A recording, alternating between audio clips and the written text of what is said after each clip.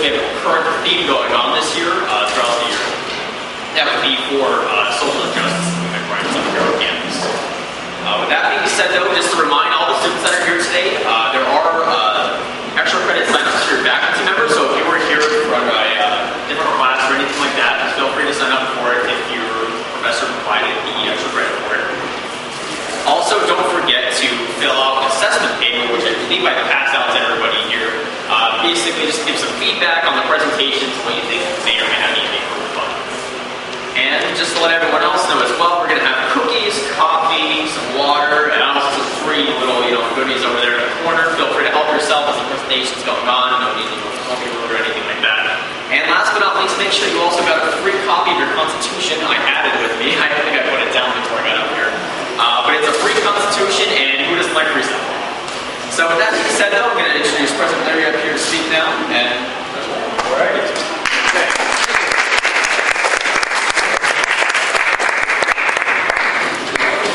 Thank you, Sean. Good morning, everyone. Good morning. I'm really honored that you invited me to speak on the American Constitution because we have such a scholarly, distinguished group of people in our history department, our social science department, that I think would eloquently address the Constitution of the United States. What I would really hope to accomplish today is that we make this an interactive discussion on the meaning and really the reality of the Constitution in our world today. Because if you think about some of the many issues that we discuss in this country, some of which become very controversial as to individual rights, and collective rights, and national authority, it really is a very living and breathing document that is applied on a regular basis. And if you think about this document that we're referring to, it's 238 years old. Written in Philadelphia in 1787 by a group of men who basically were there to try to decide how they could establish a national government that would have the authority to basically move the country forward. So it had a lot of focus on power. That's what the Constitution was about, power, the discussion. What has evolved from the Constitution over immediately after that meeting and coming forward for the next 238 years is a lot of focus on individual rights and how to basically formulate rights to protect individual Americans. But if you think about the preamble of the Constitution, it is unique from the standpoint that the government in the preamble is actually acknowledging that the people form the government. And I say that's unique because prior to 1787, that was basically non-existent, the fact that people form government. And that's something I'm going to come back to a couple of times, hopefully today, in our discussion, because it really is a focus on the people. The preamble, we the people of the United States, in order to form a more perfect union, establish justice, ensure domestic tranquility, provide for the common defense, and promote the general welfare. Now think about that. We the people of the United States, in order to form a more perfect union, basically in order to form a government, we the people are establishing what this Constitution is all about. And it centers around people. And I think sometimes,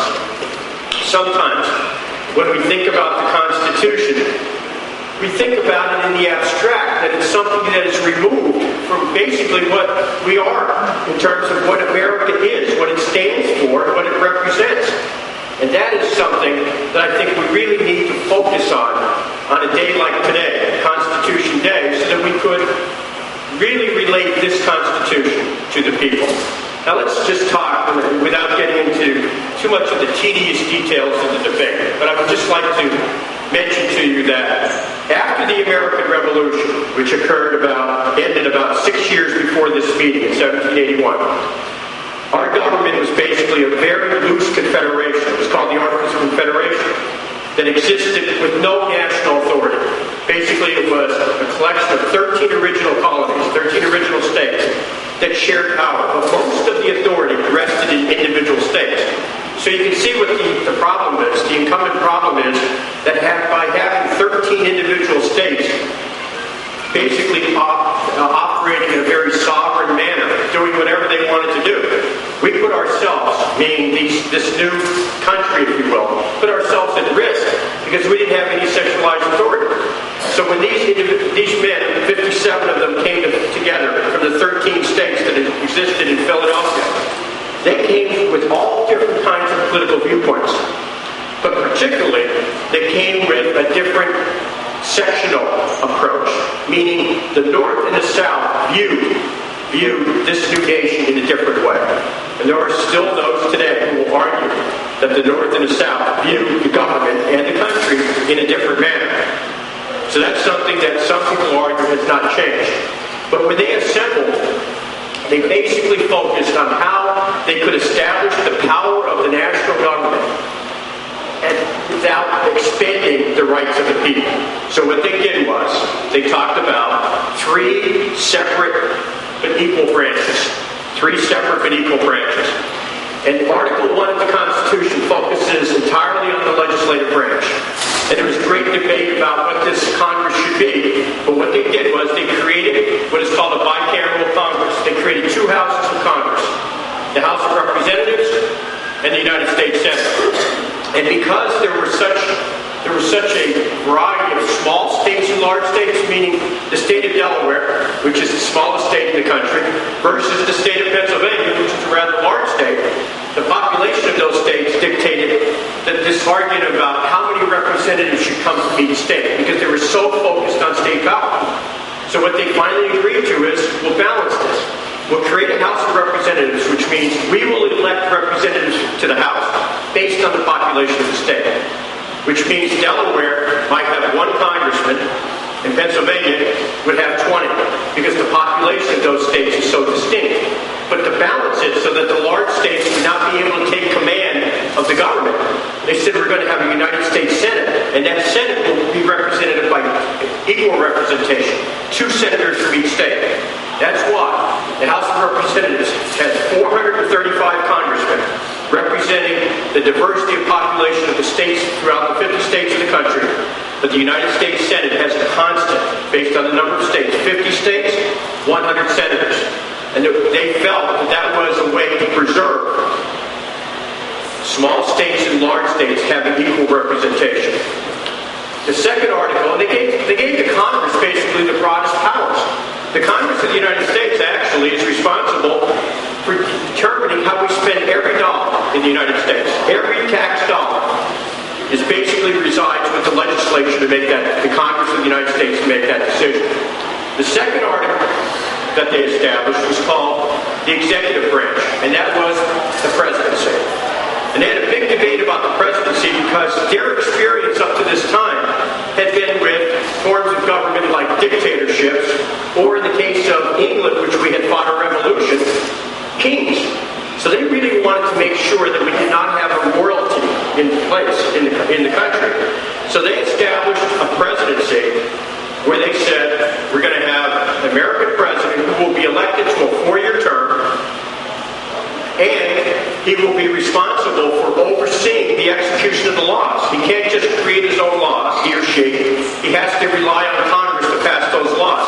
So for some of you who think today, and we hear this frustration so often, Congress and the President, why is there such what they refer to as gridlock in Washington, where they're debating all of this stuff and they can't get things done?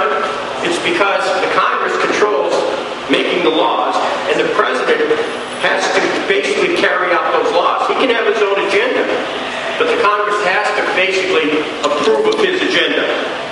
So, they did not limit, in the Constitution, they did not limit the number of terms that a president could serve in the original Constitution. That really did not come about basically until after the Kennedy assassination in 1963. But they gave the president the power, very important authority, to be the commander-in-chief of the military. Now, when you think about that, that is also something that is unique when it was established in 1787. Usually, kings, or sometimes the military itself, the highest general, controlled the military. But our Constitution, our government is unique because we gave a civilian, an individual who the American people would elect, the authority to oversee military. And I'll give you a perfect example of how that was illustrated about 50, 60 years ago, or maybe longer now. My math is not correct. I'm a Giants fan. When I think of math this week, it really incensed me. Anybody in here a Giants fan? Did you watch the game on Sunday? Eli Manning forgot how to count timeouts. That's why the Giants lost their own. He thought there was 2 left, and there was only 1. So that's been bothering me all week. Probably sense by the tone of my voice right now. My blood pressure's up thinking about that. But where was I? What was I talking about? You remember? Were you listening? Civilian. 1950, we had a war going on in Korea. The most popular general it might be argued he's the most popular general in the history of the United States. And I know there were some great generals. But Douglas MacArthur was someone who the American people looked at as a hero in 1950. And we were engaged in a war in Korea. And MacArthur wanted to take that war. He wanted to go right through North Korea, right into China, and solve the problem that existed in the Far East. And he was making public statements that this is the right thing to do. And the president at the time, who was rather unpopular in 1950, very unpopular, believe it or not, when we talk about what goes on today, Harry Truman, his approval rating was probably about 25% at that time. But he said to MacArthur, we are not going into North Korea, we're not going into China. And the American people really were behind MacArthur. And Truman did what is probably the greatest action you can take against a general. He relieved MacArthur of his command. Because he said, you're not listening to the President of the United States, and I am the Commander-in-Chief. We can't allow a general to develop basically what we're going to do in wartime without the President of the United States approving.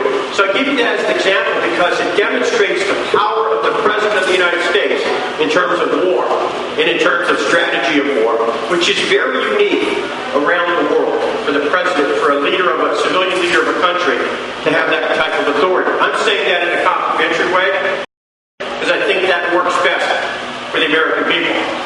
The third branch of government. Am I making any sense here? Is it interesting at all? Anyway, okay. I need some reassurance sometimes because I'm not sure, when I'm looking out. Third branch of government is the court system. That's the Supreme Court. And the Supreme Court's made a lot of news this past year, if you think about it. They made some rulings that really, really have touched on our society. They've made some rulings on issues that basically are very controversial and debated, that have what some people argue has some connotations in terms of religious convictions, has some other constitutional implications that affect all of us. One of them, if you recall recently, was a decision on allowing for same-sex marriage. And that is an issue in this country that has been long debated and has been very controversial. But the only branch of government that can make that decision, actually, is the United States Supreme Court. The Court was established to be an independent branch of government. And what I mean by that is, Congress makes the laws, as I mentioned earlier. The President signs or rejects the laws. But the ultimate arbitrator in interpreting the law is the court, the Supreme Court. So, if the Supreme Court says it's no longer constitutional, the law is no longer valid. They make those decisions sometimes on the basis of a 5-4 decision because there's a constant number of the court. There's 9 justices. There's 1 Chief Justice and what is called 8 Associate Justices. So the closeness of a 5-4 decision can impact our society. So that's where the framers of the Constitution in 1787 decided. And think about what I just said. They were focused entirely on power and distribution of power. We are a democracy. But at that many weeks that they spent in a very hot summer of 1787 in Philadelphia, they came to no conclusion with respect to individual citizens' rights. So they bring the Constitution forward and they say, okay, we adopted this. Now we have to take it out to the people. They had to take it to the 13 states to be ratified. And in order to have that Constitution become the law of the land, it had to be approved by 9 of the states, which is the same requirement today to have an amendment to the Constitution. You have to secure 3/4 of the states to change the Constitution. And really remarkably, our Constitution has been such a, I would say, a permanent document in the sense of the way it was written. Our amendment's only been amended 27 times in 238 years. Think about that.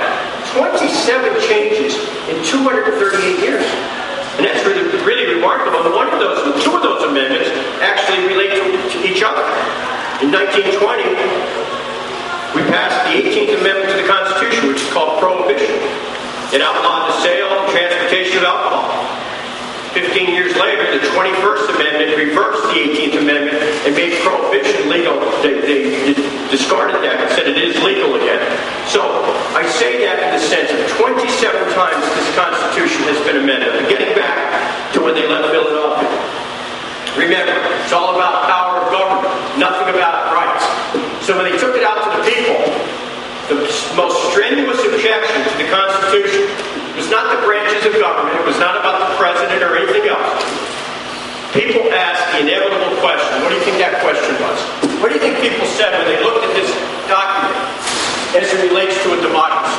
Anybody have any thoughts on what people might have found very disconcerting in this document?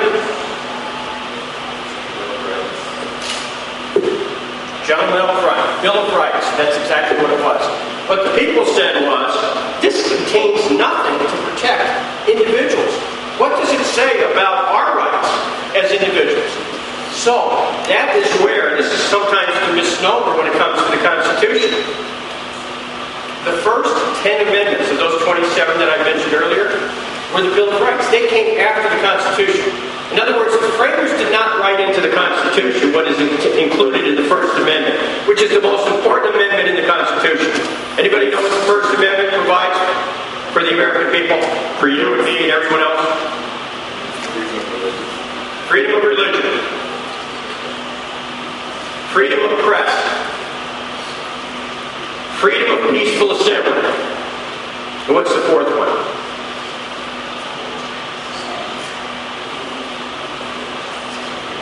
Government, redress of grievances of speech, I guess. Now think about this. This is 1789. We're the first country in the history of the world to tell its people, you can say anything you want to say. You can express any opinion that you want to express. And you're protected. And over the years that has been basically moderated from the standpoint that you can't say something that is going to incite people to incite a riot or anything along those lines. Famous example of if you're in a theater, you can't yell fire if there's no fire because you're going to incite a riot. Okay, that's freedom of speech. That's a precious right that we have as citizens. Freedom of religion, the freedom to practice religion. Now that doesn't sound today as though it's maybe as important or relevant as it was then.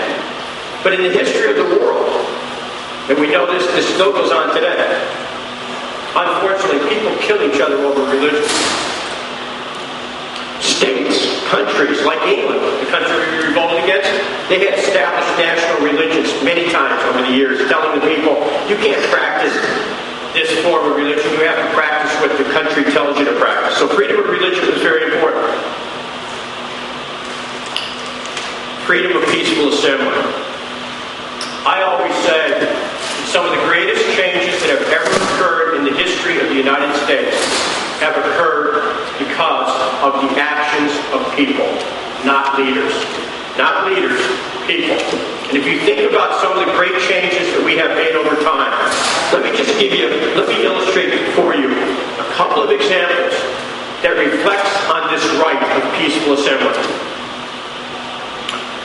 When we had this great industrial revolution, and individuals like corporate leaders like Jay Gould and John Rockefeller and Oil and Carnegie and all these guys were making all this money, we had this huge influx of immigrants to the country. About 14 million people came from Eastern Europe, from countries in Poland, Hungary, Czechoslovakia that came to the country.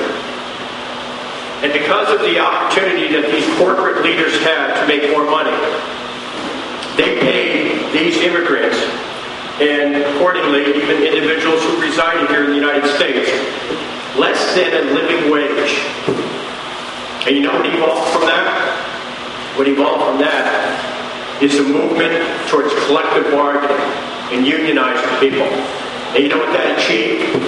That banded people together to say, unless you give us a fair wage, unless you give us appropriate working conditions that are not going to ruin our lives, I'm not going to work in the mines and get lung cancer at the age of 25 because you're not protecting us. Unless you do these things, we are not going to accept this. We're going to petition. We're basically going to strike. Now, it took a number of years. It took a number of people going to prison. It took a lot of deaths, a lot of injuries. But the unions prevailed. That's one example. That changed the whole atmosphere, the whole landscape of this country when it came to work. Now let's fast forward. How do you think the 19th Amendment to the Constitution came about? When the people who wrote the Constitution, you know who they gave the voting rights to? You know who were the only voters in this country who elected George Washington and John Adams and Thomas Jefferson president? White men who own property. White men who own property. No one else voted. It took almost 130 years until the 19th Amendment in 1920 gave women the right to vote. You know how many women marched? You know how many women lost their jobs? You know how many women went to prison to gain that right? Thousands. But it was achieved. No president of the United States woke up in the morning and said, you know what I'm going to do between 1789 and 1920? I'm going to give these women the right to vote. No. It was women who championed that cause, who paid the price. Now, let's fast forward again. And there's so many examples. But I'm just taking the major example from my perspective. 1960s. 100 years has passed since the Civil War. 100 years. And we had a 13th, 14th, and 15th Amendments to the Constitution that were passed in 1866 and 67, right after the Civil War. But, former slaves and African Americans continued to come under Jim Crow laws, denied the right to vote, denied the right to fair housing, denied the right to go to school, denied the right on and on and on. It was the Civil Rights Movement. It was Reverend Martin Luther King. It was hundreds and thousands of other people that we're commemorating this year with the March on Selma in 1965, 50 years ago. They marched. They changed the law of the land. They got the Civil Rights Act of 1964 passed. They got the Voting Rights Act of 1965. The Fair Housing Act of 1967, which basically means it doesn't matter what the color of your skin is. You can go to any school you want. You can go walk into any restaurant or public accommodations. And I know today, in 2015, that might seem, wow, that was a long time ago. It was 50 years ago, folks. But it took 100. It took 100 and some years, if you really want to look at it. It took almost 200 years for the United States to come around to that. No president of the United States woke up in the morning and said, you know, I think I'm going to give those individuals who've been basically mistreated by us for a couple of years, I think I'm going to give them the right to vote. No, it was the people who marched in the streets.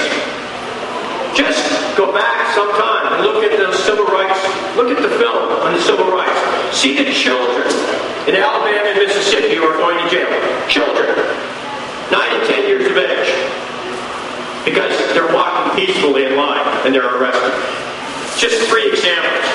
That's why, I'm sorry, I probably got a little off on the focused on one, but it's so important. Peaceful assembly. And the other amendments to the Constitution. You know, there's a great deal debated today about the Second Amendment, about the right to bear arms, about gun control versus the ability for anyone to have a gun. That's the Second Amendment to the Constitution. It basically historically came from this basic experience. When the English were trying to suppress the rights of the colonists, the American colonists, before the American Revolution, what they wanted to do was take away their guns. That would have protected it. That would have put the English army in an advantageous position.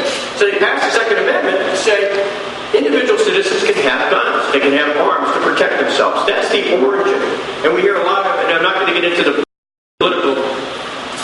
that goes on about this subject, but basically that was the origin, and now we have a lot of deviations of that particular amendment argued today.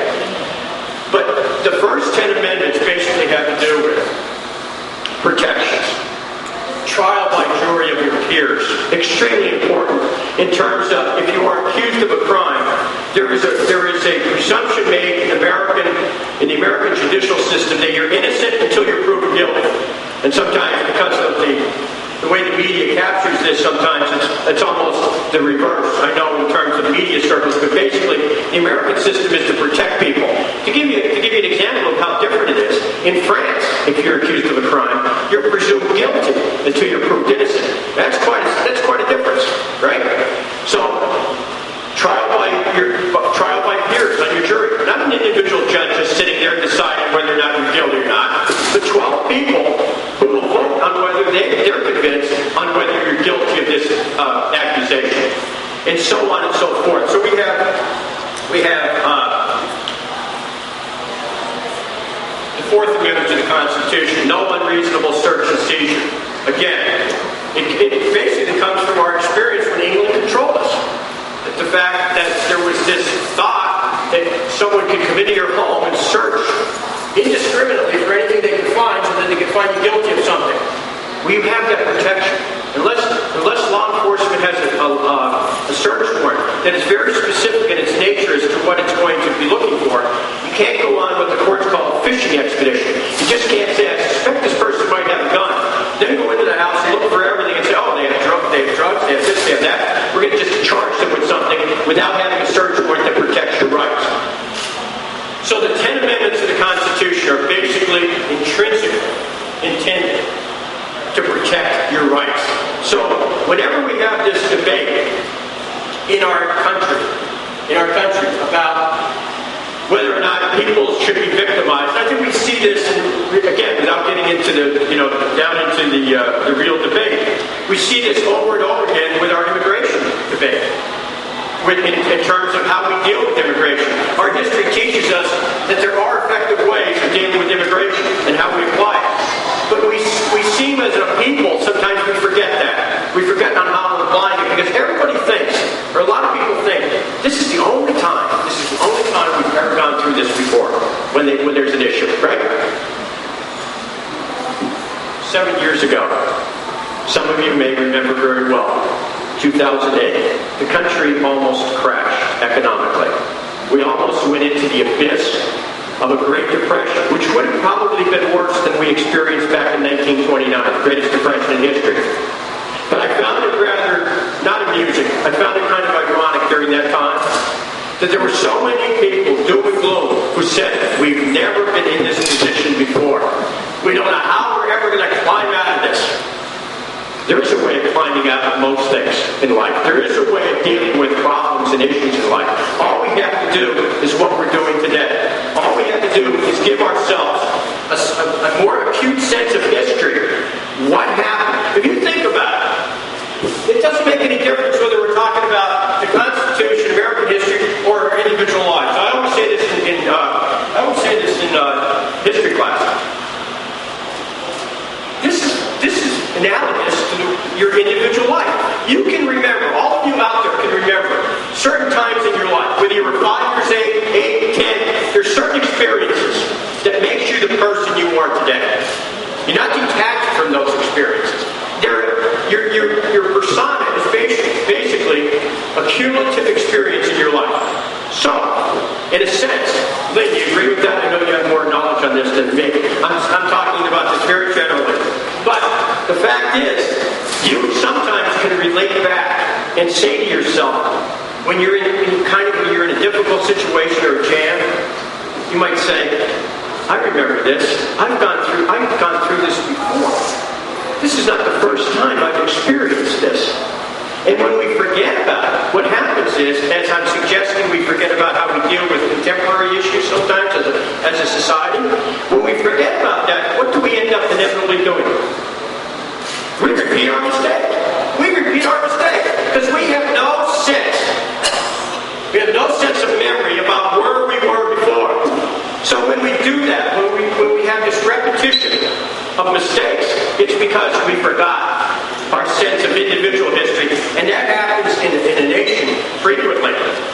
You know, we're embroiled in all these issues in the Middle East, and you really have to be almost totally cloistered not to know that there are literally thousands and thousands of people walking across European streets today, right?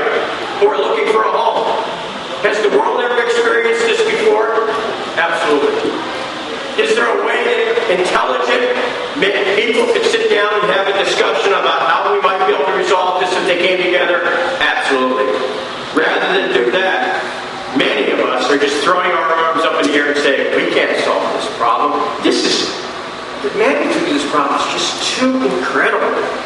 How do we deal with it? Thousands of people. How do we take them in and assimilate them into our society? But if there was a national catastrophe, God forbid, tomorrow in this country, and everybody from Pennsylvania, because let's say Pennsylvania was affected, everybody from Pennsylvania had to go to Texas. We would go to Texas, wouldn't we? If we had to go somewhere to escape catastrophe, we would do it. We would become very mobile, and we would react to it. And that's what I'm suggesting about the American Constitution. Now I want to open it up to questions. I hope I gave a somewhat of a decent overview of the Constitution. I tried to relate it to today, but I felt obligated to give, as was reminded, a few people reminded me of this. You have to actually go back to at least some of the beginning and how it evolved and where we're at. So I would love to not only have questions, but I'd love to have your insight. If you have some thoughts and opinions, I feel very, well, what's the word I'm looking for? But, with Professor Martha Pizzino in the room, I felt very inadequate making this presentation because she has such a great sense of American history. I learned so much from her when I have brief conversations with her occasionally about what's going on. So I hope you have something to add as well to what I said. Thank you very much. See, I know who to call on. Okay, let's open it up.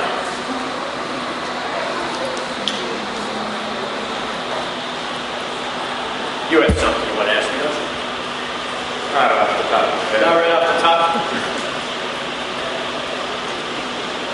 Telling me, folks, that in 35 minutes I've basically covered the entire 238-year history of the American Constitution. Done so in such a way that there's nothing to say, there's nothing to ask. You know how enjoyable this is for me. I think my assistant Joni can attest to this. I had a rough morning up to this point. Had a few disappointments on things that I thought were going to be different. So I'm so happy to be here talking about this subject right now. So I would love for you to, Mary, you're on the spot. You've got to ask me something to get this thing rolling. Okay, in terms of social justice, and you talked about the different constitutional amendments and bill regs, how far do you think that we have realized? That's a great question. No, it is a great question because I think it's something that I hear it so frequently when I'm listening to people on, they're talking about this on TV. They're having these discussions. So they could be talking about civil rights, or they could be talking about women's rights, and they say the inevitable question is, how far do you think we've come?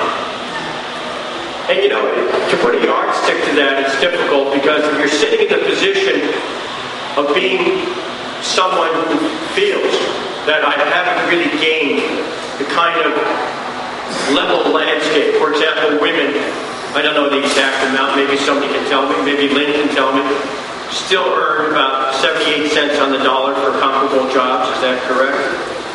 Is that wrong? Something like that.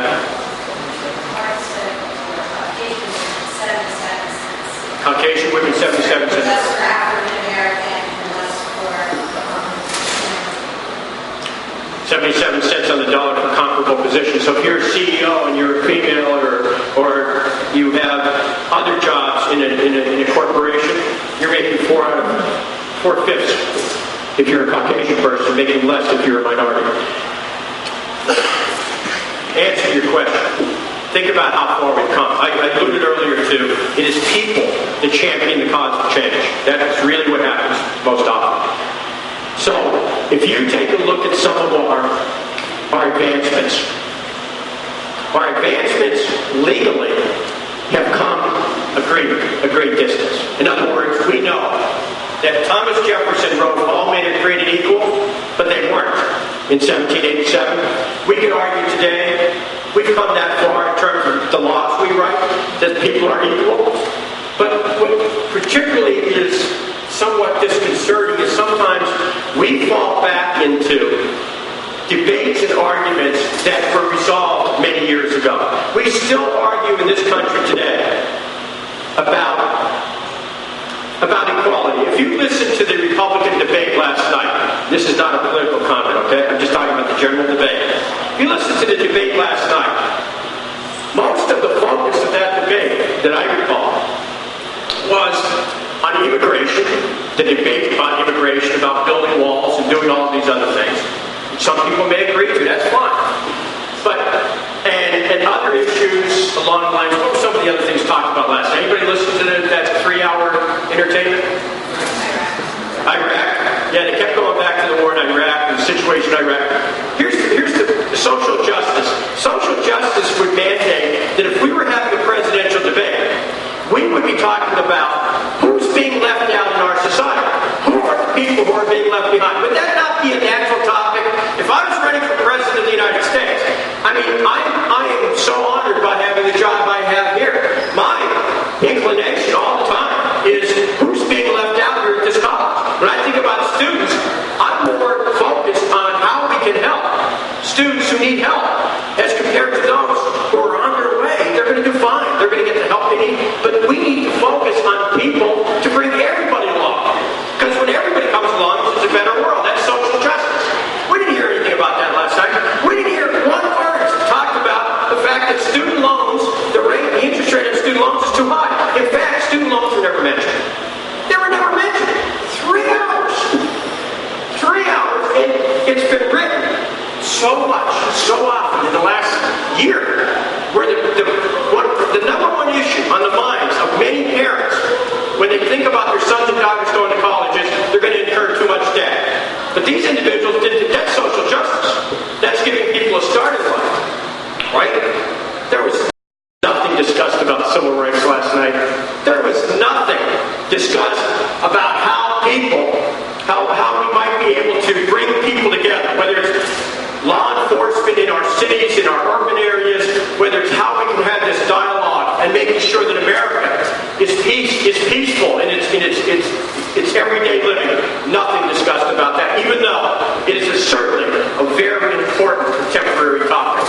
As we become more and more diverse, we certainly should be addressing the context of how we as leaders, people who are running for President of the United States, don't have any comment on that. I was waiting for someone last night to get off the questions that were being asked and say, hold on a minute, like 1 up to 13, I think, or 11 that were on stage.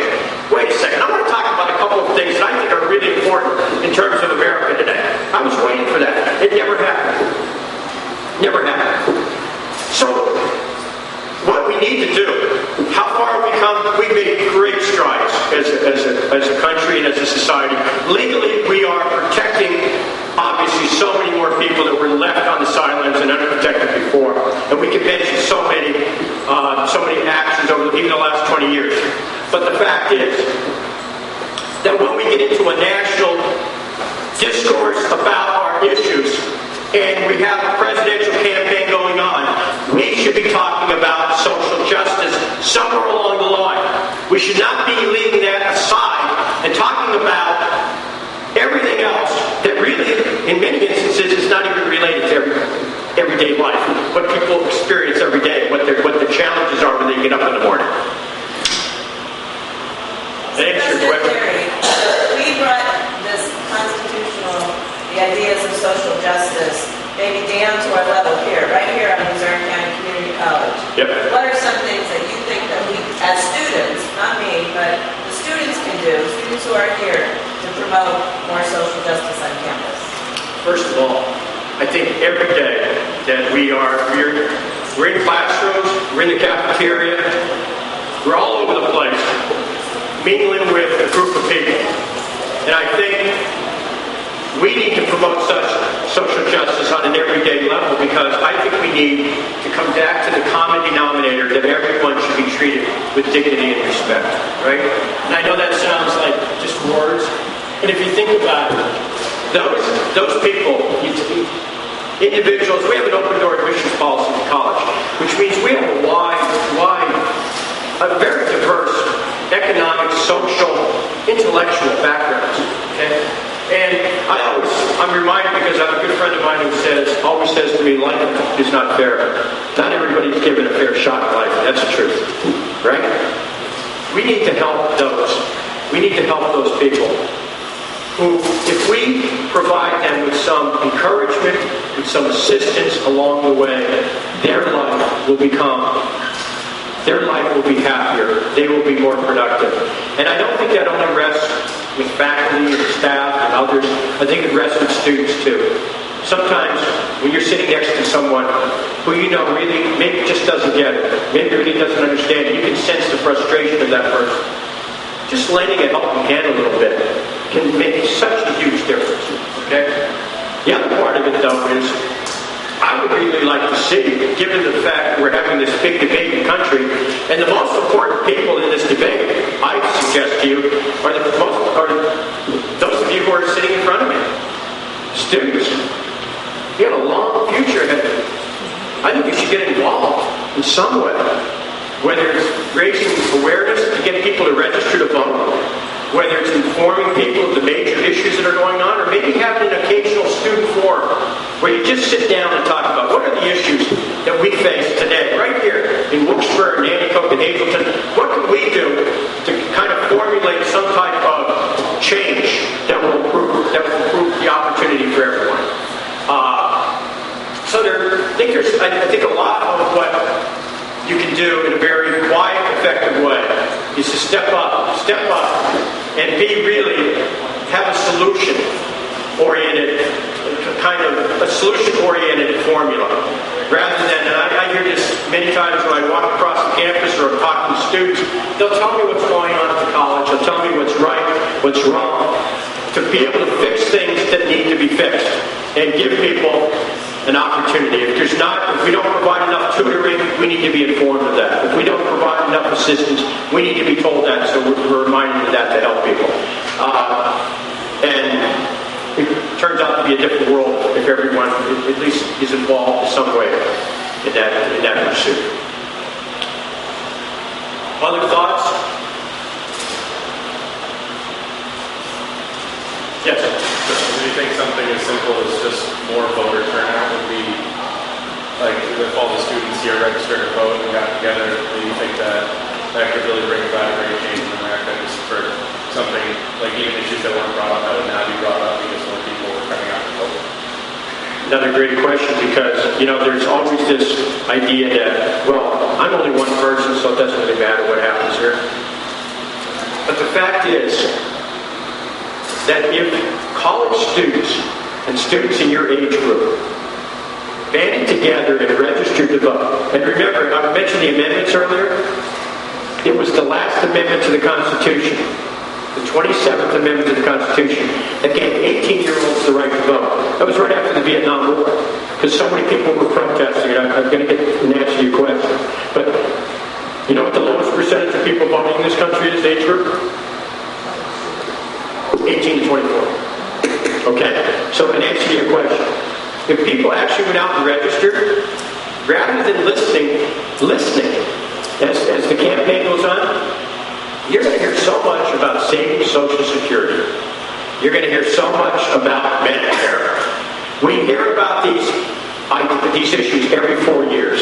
I get so sick and tired of listening to candidates tell us how they're going to save Social Security and Medicare.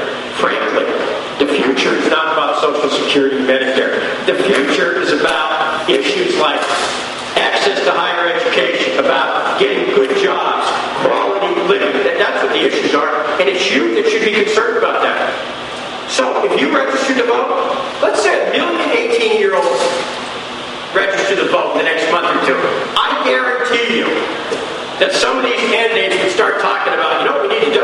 We need to lower the rates. We need to lower those interest rates on college loans. You know why? Because you're voters. If you're register voters, you have a say in the election. But if you don't register, I'm going to continue to talk about Social Security, Medicare, which is going to basically affect, in most instances, the last 10 or 15 years of a person's life. It's not going to affect the 40 or 50 or 60 years that's ahead of a person. So, that's the answer to your question. Yes, your voting group, your age group, registered, you would change the whole dynamics of a presidential campaign. Yes. Have you ever considered that be better politicians who are less focused on arguing and more focused on trying to improve life? Have I ever what? Consider that be better politicians focus more on improving life rather than arguing? Yeah. You know, I'll tell you what. I have a very simple, and it's not mine.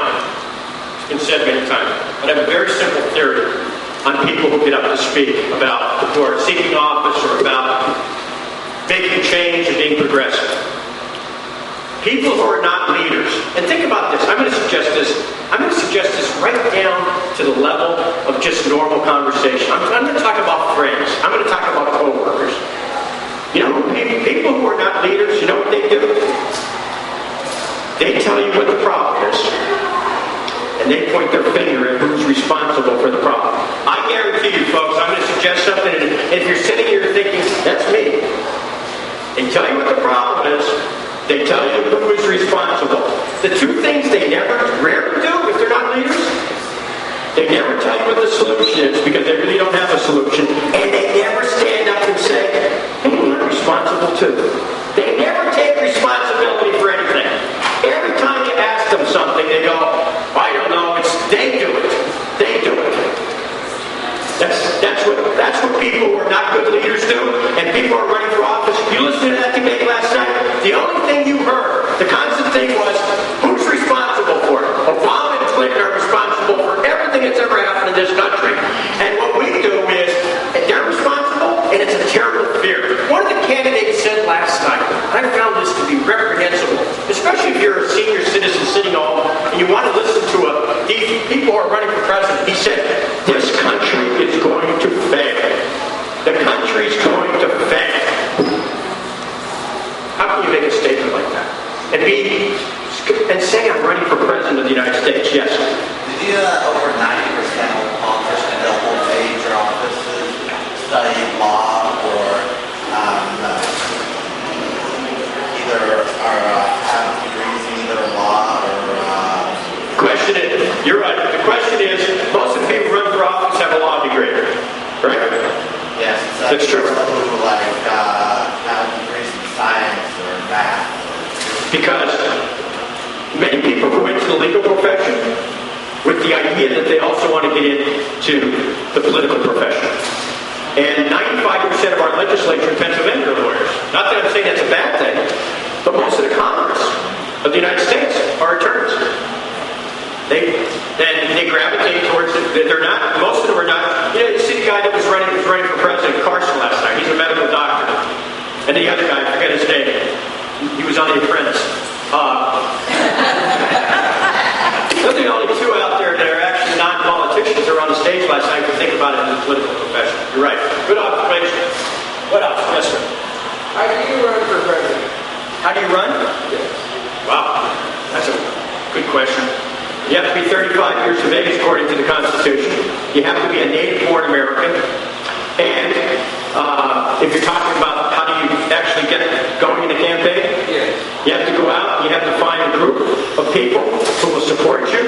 You have to raise money to support your campaign. You have to go out and raise money with people who you talk to will say, I think you're right, and I'm going to put some money behind you because you're going to have to do all kinds of advertising, marketing. You're going to have to promote yourself. That's how you run. And then how much is all that, like how much money would you have to put forward for all that? To be what? A president or to be a councilman? To be president, like to run for president and for all the other presidents that you have to go to. The amount of money required in a presidential campaign today is, as some people say, is obscene. Billions of dollars are required to elect the president. That's unfortunate. Yes? Where they come up with the age, why 35, why not younger?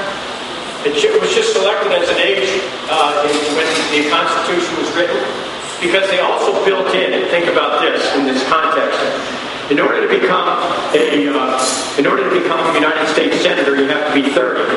And I think to become a congressman, you have to be 28. So they said, if you become a congressman or a senator, they're looking at it in that context, then maybe you'll be ready for the presidency when you're 35. And if you think about 35, it's a high average age in those times, because people in the 1790s, their life expectancy was around 52. So, that was quite a age. I mean, today it's different. I mean, 35 is, in terms of average age, it's only about half your life. Other questions or comments?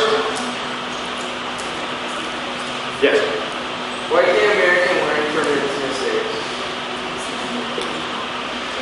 Well, one of the reasons is because every time, first of all, people are not focused on issues. The majority of American people really do not pay attention to what's going on. So they listen to people who tell them what's going on, whether it be in news reporters or whether it be politicians. So we don't learn from our mistakes because all we hear about is this is the worst, as I described it earlier. This situation is worse than ever. And people go, oh my gosh, if he's saying that, and he's running for president, he must be right. It is worse than ever. So why don't we learn from our mistakes? The same reason we as individuals many times don't learn from our mistakes. We say, oh, how many times in your life has something happened? Occasionally. And you said to yourself, I'll never do that again. What do? You end up sometimes doing it again. You wonder why. You say, what an idiot I am for doing the same thing that I did before.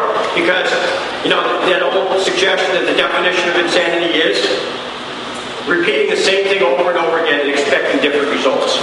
Doesn't usually happen. Okay. All right. I'll tell you what. It's 12:10. I did have one more. Now Sean wants to listen. Sean. Close. Yeah, Sean. Come on up here, close. Thank you, everybody.